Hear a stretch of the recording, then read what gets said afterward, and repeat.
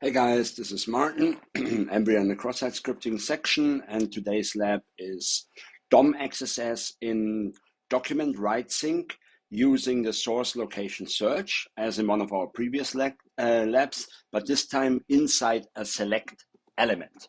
Okay, so this is a DOM cross-site scripting vulnerability. Again, DOM cross-site scripting happens all locally with client-side JavaScript, so there's no server interaction involved, and we are talking about sources in sync. The source is basically a user controllable location.search, and the sync is the document write, which basically puts the content out on the website.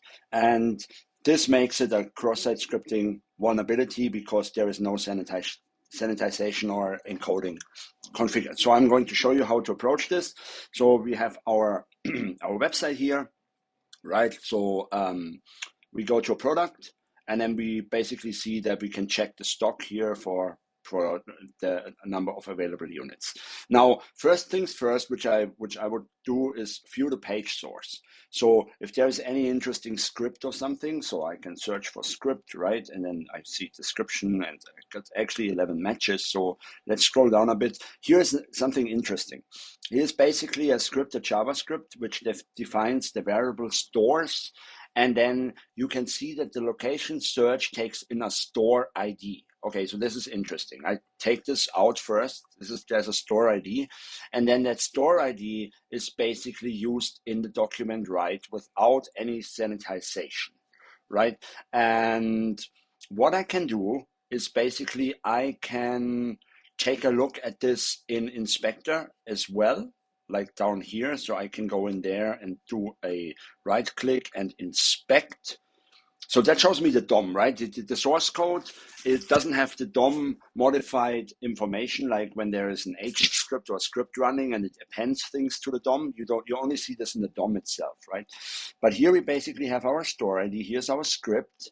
And effectively what's going to happen is, well, let's start playing with that store ID first and foremost. So let's take this URL out, right? And we basically have a product ID in there. Now what happens if I say and store ID equals 1, right? So for example, and store ID equals 1, because we clearly know that from the search, this is being taken in, right? Like I do this and yeah, no errors, no nothing, but it also didn't show anything. Now, if I go back down here and inspect that element again, I see that there is basically, if you are in one of those options, right? Like here, this was selected. See that was my input. That was the store ID. And now I need to break out of the store ID first because I want to introduce a cross-site scripting payload. But what I have to do first is basically I go back in here and now I say double quotes and then angle bracket and then I need to break out of the options tag as well. Options tag, and then I put in my name, Martin, right? And then see how this reflects it.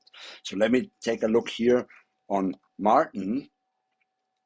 And as you can see, is I was not completely able to break out, and I can also tell you why, because I need to break out of the select, not the options. So I need to break out of the select tag. So basically, let me go back up here and say select and see what happens. And now I look for Martin again. And now you can see I have successfully broken out of this. So I closed the store ID attribute. And then after that, I was able to close out the select tag. Okay, perfect. So now I'm free. And now instead of Martin, I can actually put in like an image, src image source equals X on error equals alert 0. So what that does basically is trying to load an image tag from the source X, which does not exist, which subsequently throws an error and then pops up the alert 0 box. And let's see if that works. And it does. And it has successfully executed my DOM XSS. And this solves the lab. And that's another example of a DOM cross-site scripting. I hope this makes sense, and I see you in the next video.